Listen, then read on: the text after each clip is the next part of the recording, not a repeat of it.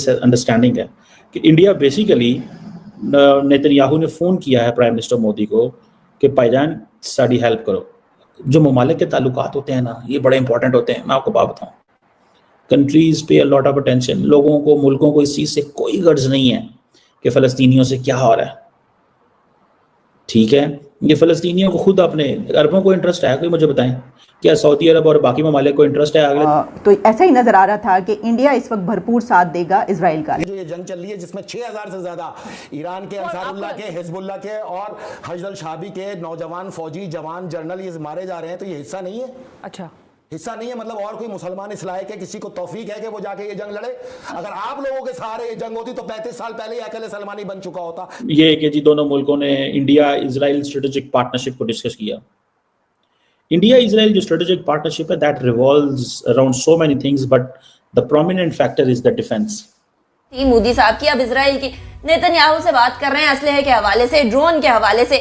लगता है कि भारत का जंगी जुनून सर चढ़ के बोलने लगे और सारी चीजें सामने आने लगी। काफिर मुल्क है, ये तो आएंगे आगे। ये पाकिस्तान थोड़ा है, अच्छा। उधर मुसलमान मर रहे हैं कि पाकिस्तान आगे नहीं हो रहा, सही। तो वो काफिर है, काफिरों की काफिर मदद कर। नमस्कार दोस्तों। इजराइल के प्रधानमंत्री बेंजामिन नेतन्याहू ने भारत के प्रधानमंत्री श्री नरेंद्र मोदी को फ़ोन करके मदद मांगी है। मदद इन टर्म्स ऑफ हथियार जो कि हमास के खिलाफ वो यूज़ कर रहे हैं लड़ाई में।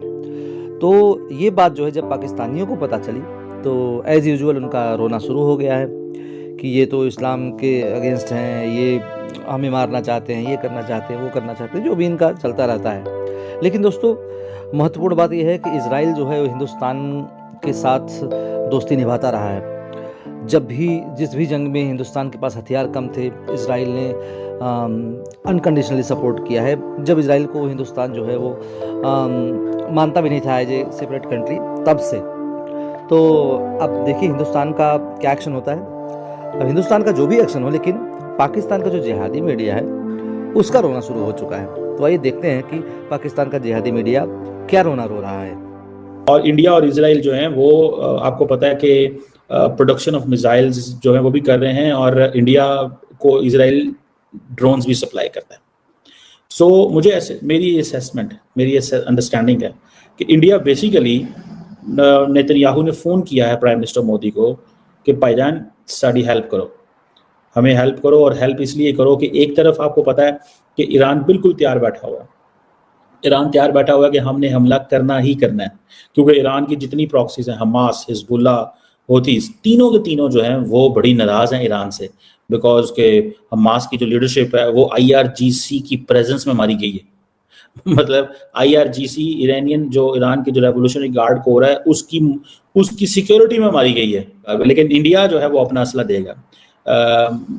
ये जो मैंने आपको बात बताई है कि स्पेनिश कोस्ट के ऊपर इंडिया की जो लंगर अंदाज होना चाहती थी एक शिप, ठीक है जी, और सुनने में आता है कि शायद वहाँ पे लोगों को पता था, तो उस पोर्ट पे जो बहुत सारे जो शायद जो पैलेस्टीनियन फ्लैग्स लगे हुए थे, प्रोटेस्टर्स भी थे, और उन्होंने कहा कि इस शिप को इंस्पेक्शन करें क्योंकि इसमें वेपन्स जा रहे हैं इजराइल, ठीक है जी। और फिर ये हुआ कि बहुत सारे जो लेफ्टिस्ट हैं उन्होंने यूरोपियन पार्लियामेंट को लेटर लिखा कि वो जो स्पेनिश सदर हैं उनसे पूछें कि उसको वहाँ पे डॉक ना होने दिया जाए, ठीक है, क्योंकि ये शिप जो है इसके अंदर वेपन्स हैं और ये वेपन सारे के सारे इजराइल जा रहे हैं। सो जिसे वो कहते हैं ना, इससे पहले कि कहा जाता है कि जो स्पेनिश गवर्नमेंट है वो एक्शन लेती तो वो जो शिप थी, वो जो वेसल थी, वो वहाँ से वैसे निकल गई और वो फिर आई थिंक स्लोवेनिया में चली गई, वहाँ पे निकल गई, पहले आगे निकल गई वो। सो ये आप देखें कि ये एक and this is a one ship, nobody knows how many more ships, ठीक है। और मेरा ख्याल है इंडिया को समझ है, मैंने आपको कहा ना इंडिया आत्मनिर्भर पर भारत के लिए बड़ा एक्टिव है।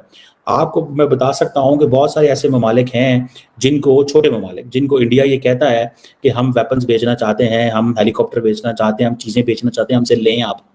बिकॉज जो इंडिया की डिफेंस मिनिस्ट्री है वो उन्होंने नरेंद्र मोदी को दिखाना भी तो है, मीडिया के सामने चीज़ें भी तो लेके आनी है कि भैया देखो हम ये काम कर रहे हैं, हमारा देखो अब फिलिपाइन को हमने जो है वो बेच दी है। शायद इजरायली वज़ीर आज़म ने नरेंद्र मोदी से ये कहा है कि हमें वेपन्स दिए जाएं, और वो एक लाइन में तो होगी मुबारकबाद। आगे जो सारी डिस्कशन है वो सारी की सारी ये है कि जो सिचुएशन है उसमें वेपन्स दिए जाएं। और नरेंद्र मोदी क्या कह रहे हैं, वो कह रहे हैं जी हालात को डी एस्केलेट करें। डी एस्केलेट किसने करने हैं? इजराइल ने। तो इजराइल को ही वो कह रहे हैं कि डी एस्केलेट करें, लेकिन वो नहीं कर रहे।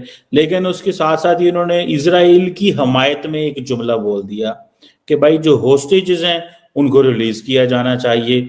उनको ये कह रहे हैं कि हमास को ये करना चाहिए, जबकि भारत जो है वो वेपन्स दे रहा है इजराइल को और हमास को ये कह रहा है कि आप इजराइल के जो बंदे हैं वो छोड़ें, वो जो होस्टेजेस हैं वो छोड़ें।